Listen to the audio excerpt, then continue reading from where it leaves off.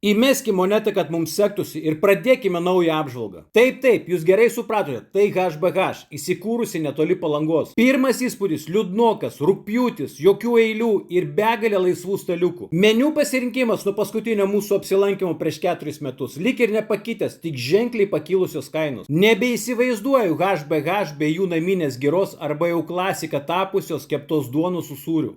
Man asmeniškai vasarą labiausiai tinkantys sriubai yra šaltibarščiai. HBH valgyti šaltibarščiai buvo vidutinio tirštumo su tokia lengva rūgštele ir žinoma su virtomis bulvėmis. O iš pagrindinių patiekalų vienintelis, kuris priekaištų nesusilaukė, tai buvo vištienos kepsnys jo. Kepsnys su juokingu pavadinimu viską matau buvo su viena pamušta akim. Bet tuo jo bėdos nesibaigė, mėsa buvo sausa ir sūri.